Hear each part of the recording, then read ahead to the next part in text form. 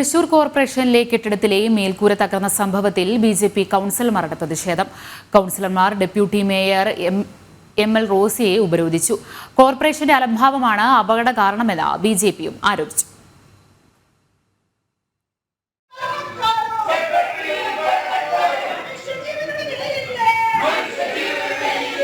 കോർപ്പറേഷന്റെ മുൻഭാഗത്തുള്ള കെട്ടിടത്തിന് മുകളിലെ മേൽക്കൂര തകർന്നു വീണ സംഭവത്തിൽ അടിയന്തര നടപടി ആവശ്യപ്പെട്ടാണ് ബിജെപി കൗൺസിലർമാർ ഡെപ്യൂട്ടി മേയറെ ഉപരോധിച്ചത്. കോർപ്പറേഷനിലെ 217 കെട്ടിടങ്ങൾ അപകട ഭീഷണിയിലാണെന്ന് മേയർ അടക്കം ആവർത്തിക്കുന്നുണ്ടെങ്കിലും നടപടിയെടുക്കുന്നില്ലെന്ന് ബിജെപി കൗൺസിലർമാർ പറഞ്ഞു.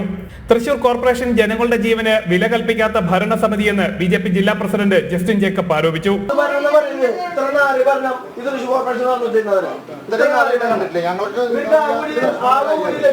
കോടികൾ ചെലവാക്കല് ജനങ്ങൾക്ക് ഉപകാരമുള്ളതല്ല.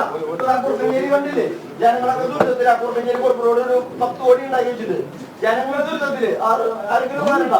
അതുപോലെ 30 കോടികള് ആകാശപാത, ഇതൊന്നും ജനങ്ങൾക്ക് ഉപകാരമുള്ള കാര്യങ്ങളല്ല. ഇവർക്ക് വലിയ ഫണ്ട് കിട്ടുന്നുണ്ടെന്നവർ എങ്ങനെയും ചെലവായി കമ്മീഷൻ അടിക്കാൻ തന്നിട്ട് ജനങ്ങളുടെ സുരക്ഷയ്ക്കോ അവരുടെ അടിസ്ഥാന സൗകര്യത്തിന് വേണ്ടിയോ ഒന്നും ഈ കോർപ്പറേഷൻ ചെയ്യില്ല. കോർപ്പറേഷൻ കെട്ടിടത്തിന് മുകളിൽ മേൽക്കൂര സ്ഥാപിക്കാൻ കരാർ നൽകിയത് കോൺഗ്രസ് അനുഭാവിക്കാണ്.